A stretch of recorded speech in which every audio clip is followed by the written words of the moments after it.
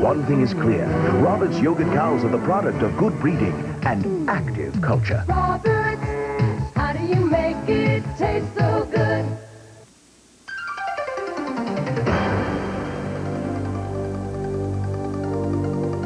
Great cable TV shows aren't a dime a dozen. We have to pay a pretty penny for all the programming you enjoy. Yet you still get it all for less than $1 a day. Cable television, millions of dollars worth of TV for a whole lot less.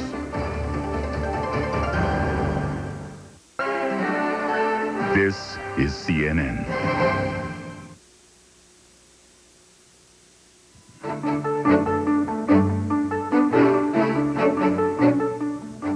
T-minus 1 hour to the showdown in Goffstown. The 5 major Democrats who want to be president are preparing to debate. More death in the Middle East. An Israeli attack kills the leader of Lebanon's Hezbollah militia.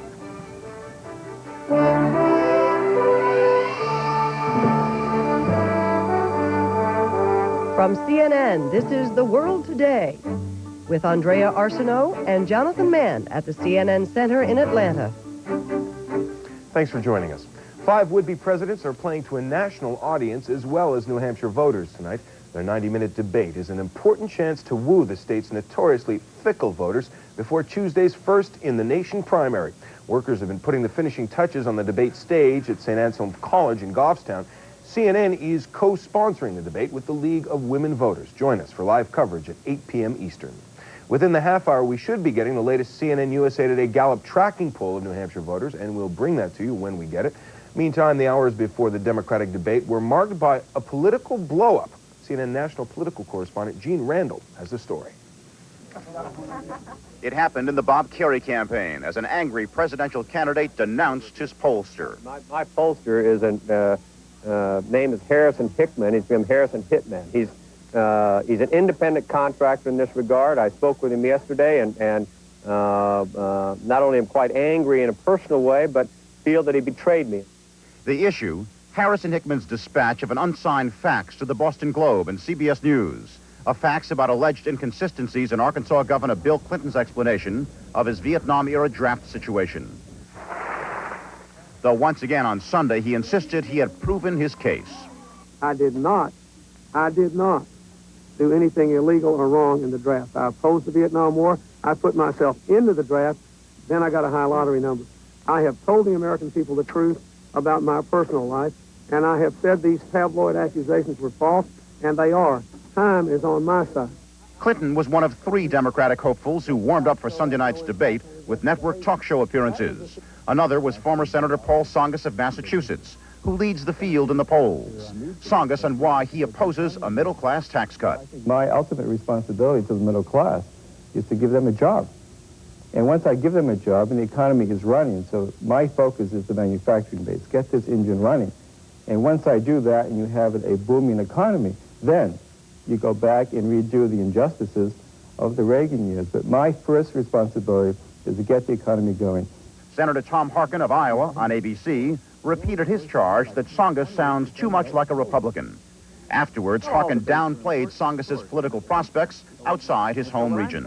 Paul Tsongas has no organization anywhere outside of New Hampshire. So even if I am ready to come from New Hampshire and hit the ground running because I've got organizations all over America. Tom Harkin is fighting to finish no worse than 3rd in New Hampshire. Here's Bob Kerrey. So is Bob Kerrey, who was campaigning with Max Cleland, a triple amputee from Vietnam and former head of the Veterans Administration. With America in crisis, the Democrats have to nominate someone. Kerry has been running TV ads that tout his own Vietnam heroism and his patriotism.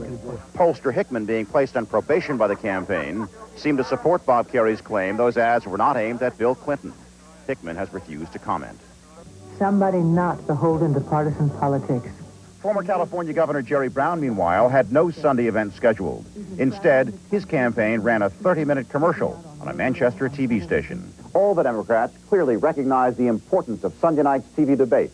It is why they are spending so little time today doing anything more than getting ready for it. Gene Randall, CNN, Manchester, New Hampshire. President Bush is back in Washington after spending much of the weekend in New Hampshire trying to strengthen support for his re-election. With less than 2 days to go before the New Hampshire primary, the president has put a more personal emphasis on his campaign there. CNN's Jill Doherty reports. On this 2-day blitz through New Hampshire, the Bush campaign is paying less attention to eye-catching photo ops and more to old-fashioned pressing the flesh. It's a retail politics state, they say, where voters expect candidates to go one-on-one, knowing that victory here is crucial. Now, who's next? In a revival of the Ask George Bush town meetings of his 1988 campaign, the president answered questions from voters in Goffstown and Hollis. Most of the questions polite and respectful, but even here, the vulnerability of the Bush campaign is evident. You are too willing to compromise, especially when you know you have our support. I don't think I've been willing to compromise too much. I have had to veto 23 pieces of legislation, and the veto has been upheld every single time. Even among some of his supporters, like Peter Tipping of Nashua, here to see the president at a Bush quail pancake breakfast, Mr. Bush does not inspire the kind of passion that Ronald Reagan did, or tap into a solid block of voters. A bad economy just makes that worse. I think by and large, people are perhaps upset with President Bush, but they don't dislike him. They don't like what he's done with certain issues, but by and large, they still like him as president. One of the biggest concerns of the Bush campaign here in New Hampshire is voter turnout, the fear that some people will stay away from the polls. People who've given up hope that any politician, including George Bush, can turn the economy around. Mr. George Bush has said that our ads contain, quote, outright lies, unquote, about his record. George, it is only the truth that hurts. Bush's conservative challenger, Patrick Buchanan, is making a full-court press, charging in television ads that Bush was cynically leading voters on by dropping the family tax credit from his 7-point economic plan. That sparked a vehement reply from White House Chief of Staff Sam Skinner. One reason Pat Buchanan raised this issue and misstated the record, okay, and that is out of desperation. Okay, there's no other excuse for it because it was a total misstatement of the record. But a strong showing by Buchanan could be an embarrassment to Mr. Bush. And in Sunday's Ask George Bush session, he made an unusually personal admission, answering criticism that he doesn't understand ordinary people who suffer. You want me to put this on a real personal basis for you? Barbara and I lost a child. After slipping in New Hampshire tracking polls, Mr. Bush has stabilized for the past 3 days at about 60%, as has Patrick Buchanan at approximately 33%.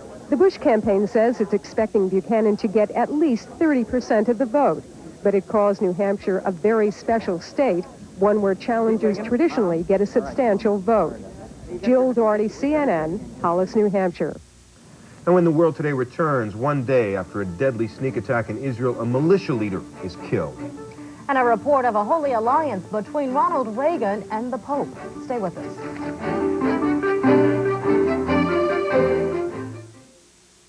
How's your sinus pain when you bend over? It's definitely worse when you bend over. It feels like somebody's jabbing you with an ice pick. It hurts. It's bad. Did you know all these sinus pain formulas have the same medicine? No, I didn't know that. I'm surprised that Sudafed Sinus is the same as all the rest of these. Dristan Sinus is different. It's got the modern pain reliever ibuprofen. I'll try Dristan Sinus. What do you feel now? No hassle, no problems, no drowsiness, no pain with Dristan Sinus. Ice picks are gone. Dristan, the face of relief today. I was seeing my parents off, and I realized... Dad, what do you got in here? Gardening equipment? They've planned their retirement for a long time. Common sense says the time to plan for your future is today. One day, it's going to be our turn. And Fidelity Investments, America's largest mutual fund company, can help you begin. Debbie? One day, Jeff sat down to figure out how much we'll have for retirement. How's it going, Einstein? Very funny. Take a look at this. I thought we were doing a pretty good job. At this rate, we'll never retire. Over 2 million Americans trust their retirement savings to Fidelity with choices like Magellan Fund. Magellan's approach to stock investing has made it the #1 performing mutual fund for the past 15-year period. So call Fidelity now for this free booklet, a common sense guide to planning for retirement. You'll also receive everything you need to take your first step.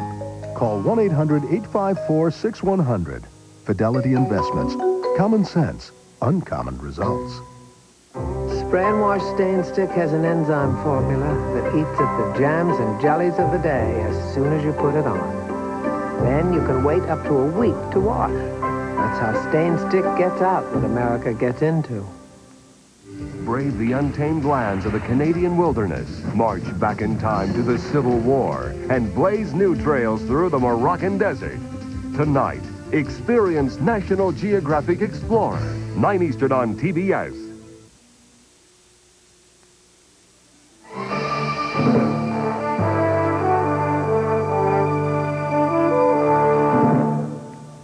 Sheikh Abbas Musawi, leader of the pro-Iranian guerrilla organization Hezbollah, was killed today in an Israeli airstrike in southern Lebanon. Hezbollah is believed to have played a role in the kidnapping and release of Western hostages in Lebanon. It has been a deadly weekend of attacks and counterattacks in the Middle East. But as Gerald Kessler reports, the Mideast peace talks, which Hezbollah opposes, appear to remain on track. In their late afternoon raid, Israeli helicopter gunships are said to have swooped down on the motorcade in which the Hezbollah leader was traveling in South Lebanon with his family and aides. Several people, including Musawi, his wife and child, were reported killed as the helicopters rocketed the cars and then raked the area with gunfire.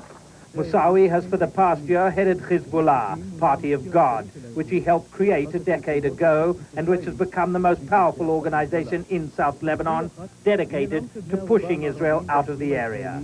The Israelis hold him responsible for Hezbollah's military operations. He somehow came to believe that he was immune. He could perpetrate these barbaric attacks against us, and he and his men would be immune from punishment. Well, as they discovered, they're not immune. As the Middle East peace efforts gathered steam, Hezbollah stepped up attacks on Israeli forces and their allies in South Lebanon, generating attack and counterattack. The pattern is unlikely to be broken by Musawi's death, argues one expert. As they've been perpetrating acts of terrorism and guerrilla operations against Israel for a number of years, they'll continue to do so. The official Israeli announcement of the air attack did not specify that Musawi had been personally targeted, but Israel's defense minister Moshe Arendt, speaking to Israel television, said the fact that he was killed isn't entirely coincidental. Arendt didn't expect the attack to affect any possible prisoner exchange, but after the successful release of all Western hostages from Lebanon at the end of last year, Israel has increasingly despaired of securing the release of its missing airman, Ron Arad, in exchange for Musawi's predecessor, Sheikh Abdul Karim Ubaid, whom they abducted 2 years ago and are still holding. Arendt termed the attack a message to any terror group which opened an account with Israel. Israel, he said, could be sure to settle that account with them. In a direct retaliation for the grisly murder ascribed to forces linked to the PLO of 3 Israeli army recruits, Israeli aircraft had earlier launched another air attack against Palestinian targets in South Lebanese refugee camps. Despite the new cycle of violence, hopes were voiced on all sides that the overall Middle East peace process would not be sidetracked. As far as we are concerned, we will be going to Washington on the 24th. We will remain committed to the peace process. For us, the peace process is very necessary, and we agree with President Bush, who said that this region needs stability. It needs peace. Belief that the peace talks are still on course was also voiced by Israeli spokesmen. And around the time that the Israeli aircraft were launching their strike, Syria and Lebanon also confirmed that they would be attending the next phase around the peace table, set to begin in Washington in a week's time. Gerald Kessler for CNN, Jerusalem. The word from Washington is restraint. The State Department today appealed to all parties in the Middle East to avoid an escalation of hostilities. We'll have more reaction from Washington and the White House later in this broadcast. A report today that President Reagan and Pope John Paul II teamed up to secretly supply Poland's outlawed Solidarity reunion. Time magazine quotes Reagan as confirming both felt a great mistake had been made in Europe's division after World War II, when something should be done. Poland outlawed Solidarity in 1981. Subsequently, the CIA, priests, and various labor groups helped smuggle tons of equipment to Poland's Solidarity underground. It included fax machines, printing presses, computers, and transmitters. And when we return, the latest on the Olympics, and also why the public may soon be able to peek inside that oh-so-mysterious Kennedy compound in Palm Beach.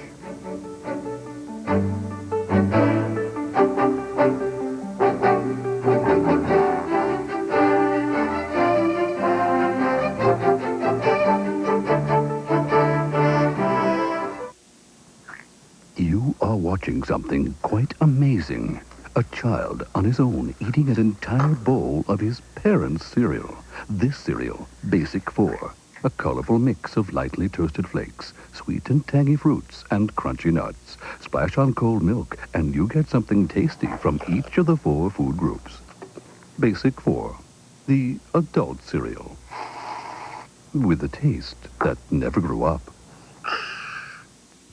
Morning breath. As soon as I have my coffee, it's all gone. Whether you admit it or not, it's a problem. Okay, I have morning breath, but it doesn't bother anyone. Don't be so sure.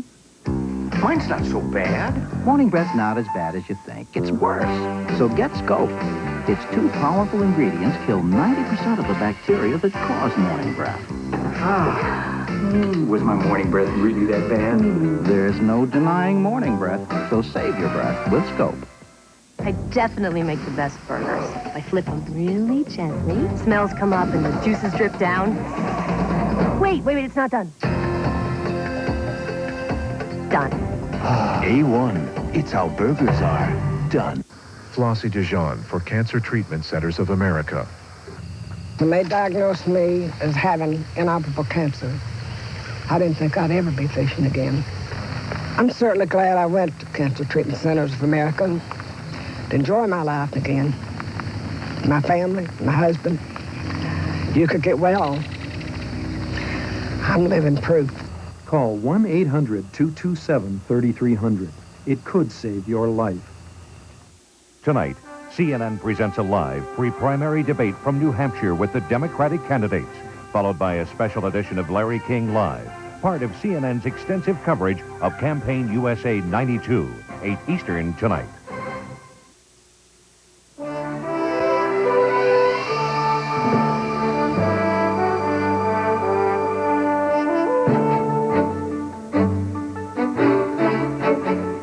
Updating one of our top stories now, Sheikh Abbas Moussaoui, the leader of the much-feared Hezbollah militia in southern Lebanon, has been killed by an Israeli attack on his convoy. We have reaction now from Washington and CNN's Frances Harden. Returning to the White House from New Hampshire, President Bush had no comment on how the Israeli assassination of the Hezbollah leader might affect Middle East peace talks. We haven't got all the details yet. But a short time later, the State Department expressed concern at what it called the rising cycle of violence. Spokesman Richard Boucher saying, "We regret the loss of lives in Israel and Lebanon in recent days and urge all concerned to exercise maximum restraint." Of immediate concern, the possibility that the Middle East peace talks would also become a casualty. So far, it appears the next round of talks will go on. The fact that on the 24th of February, the Lebanese and Syrian delegations are expected in Washington and have said they'll be coming, to me means that there won't be any direct effect on the peace process. In fact, there was an almost audible sigh of relief from the State Department at news those delegations still plan to attend. Still, some expect there will be retaliation. We have to take very seriously the possibility of terrorist escalation in this environment. With peace talks resuming, those who will want revenge will want international attention focused on their problem. And historically, we have seen violent terrorist actions being a good way to generate that type of international attention. To many Americans, Abbas Moussaoui was just another shadowy Middle East figure. But experts on the region knew of him as a master terrorist who often took aim at the United States. U.S. intelligence sources say Moussaoui engineered the 1983 bombing of the Marine barracks in Beirut. And there are claims he exploited the death of one of the American hostages, Marine Colonel William Higgins. When he died during torturing, which he ordered, he came up with a gruesome idea to hang the body and stage it and film it so one day Hezbollah can use it as a political asset, which exactly what Hezbollah did. And while the Bush administration is expressing regret over the new violence in the Middle East, U.S. intelligence sources are pleased that Moussaoui has been removed from the scene. Frances Harden, CNN, the White House. And other news, the Kennedy compound in Palm Beach, Florida soon will shed some of its aura of mystery for a price and for a cause. Later this month, the doors will swing open to the public for the first time ever. Your passport into the controversial compound, contributing $100 to a favorite Kennedy charity called the Best Buddies of America program. 150 contributors will be invited to a compound party. From sunny Florida to frigid France, we go to Tom Stinar with sports and the Olympic news. Tom? Thank you, Jonathan. There were 5 more medal events today, including the 2-man bobsled. NFL star Herschel Walker and his partner Brian Scheimer didn't win a medal, but did move up from 9th to finish 7th today. For Walker, there's always next weekend in the 4-man bobsled to redeem himself. An up-to-the-minute look at the medal table shows the Germans leading the way, taking 3 more medals today. Austria added 2 more and are right behind with 16. The U.S. still stuck at a half-dozen total. Well, NASCAR's jewel event, the Daytona 500, was marred by a 14-car wreck, which forced many of the top drivers out of the race. When the dust settled, Davey Allison had the checkers. The 30-year-old Allison followed in the footsteps of his 3-time Daytona-winning father, Bobby, winning the Super Bowl of stock car racing for the first time. Allison, who finished 2nd to his father in this race 4 years ago, averaged over 160 miles an hour. An emotional tribute to Magic Johnson today, complete with former teammates. Even Larry Bird showed up for the retirement of Johnson's number 32 jersey. For the complete story of that, plus Olympics and a hole-in-one on the links, join Dan Hicks and Vince Cellini at the bottom of the hour. Sports Sunday coming your way. The World Today now continues with Jonathan. And when we return to the World Today, we'll tell you about some New York inmates finding a renewed sense of purpose and responsibility, caring for aging thoroughbreds.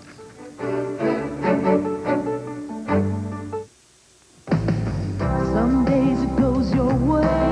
You've got the style, you've got the say.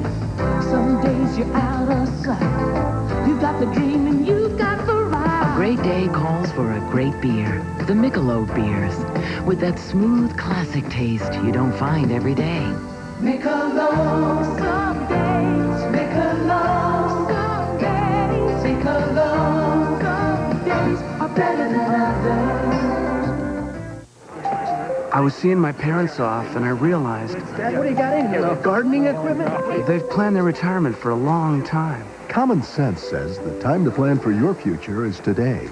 One day, it's going to be our turn. And Fidelity Investments, America's largest mutual fund company, can help you begin. Debbie? One day, Jeff sat down to figure out how much we'll have for retirement. How's it going, Einstein? Very funny. Take a look at I thought we were doing a pretty good job.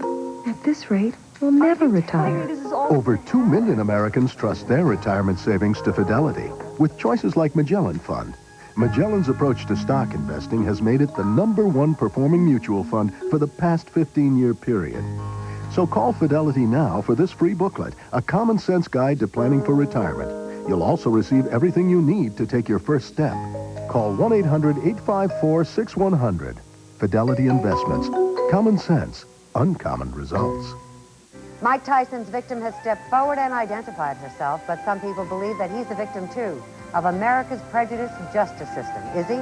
We'll let you judge for yourself Monday on Cernia Live, 1 p.m. Eastern, only on CNN.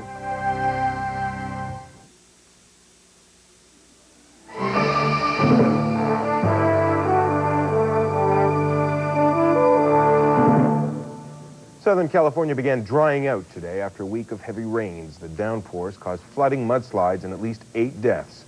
Repair crews took advantage of the first good weather in days to start removing debris and begin rebuilding damaged roads.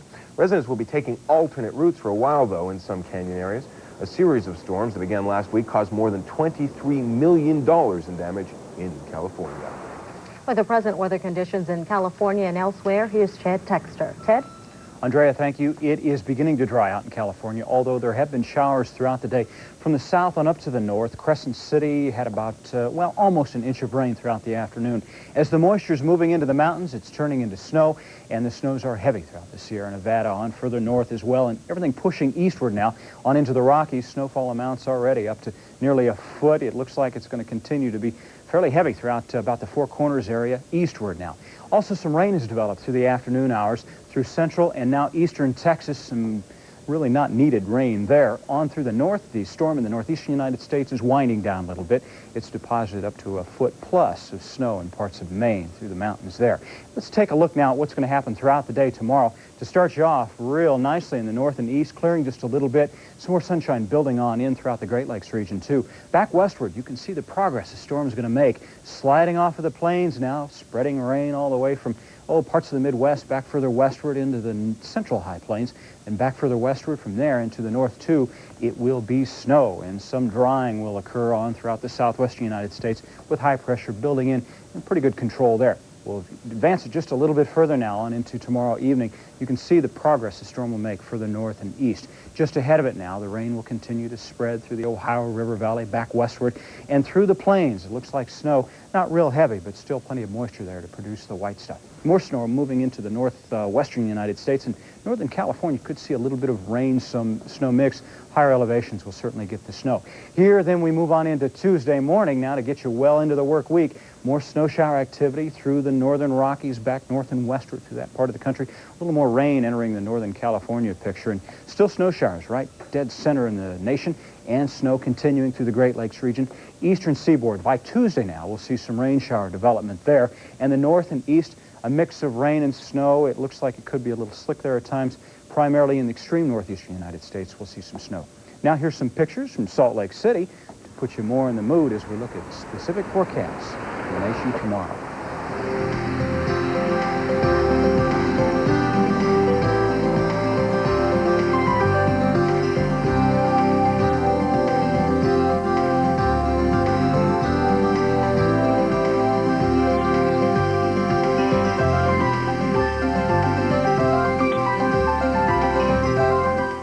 I guess I'm kind of glad I don't have to shovel any of that snow here in Atlanta. Here's Andrea. I'm with you on that, Ted. The horse has long been associated with wide open spaces and the freedom prison inmates no longer enjoy. But a program in New York is bringing together horses and inmates, and both are benefiting. CNN's Gary Tuckman reports. Within this long, dark corridor at the Wallkill, New York Correctional Facility lives Joe Diaz. He is there for robbery, serving 4 to 8 years. Within this long, dark corridor at the facility lives Creme de la Fête. He's on a farm at the prison because as a retired thoroughbred racing horse, he wasn't wanted anymore. Horses such as Creme de la Fête and inmates such as Joe Diaz are being matched together at the prison in an effort to help both parties.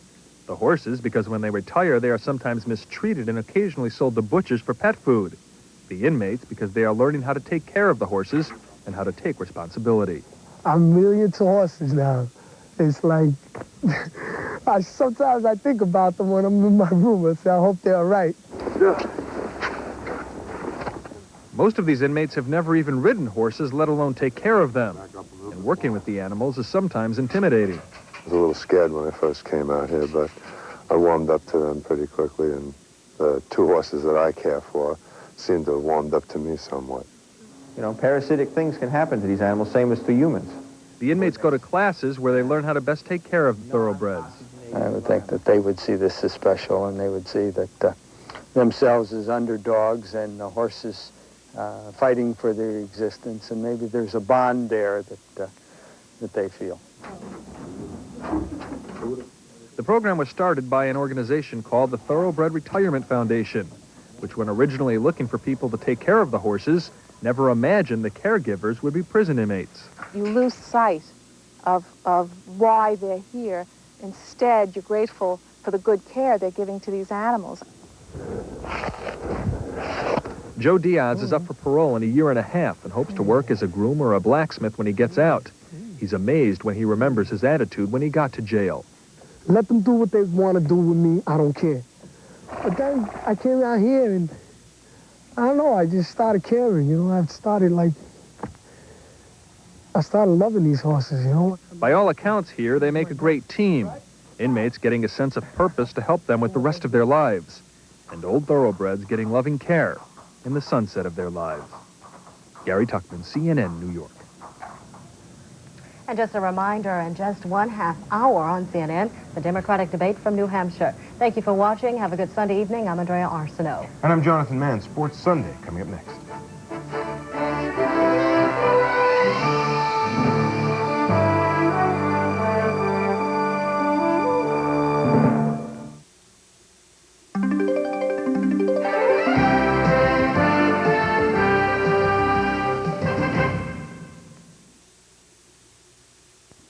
This is no ordinary seedling. It's part of a $1.3 million tree planting program from Iowa Power. The program will help beautify Iowa and conserve heating and cooling energy. This is no ordinary piece of trash. It's recyclable trash.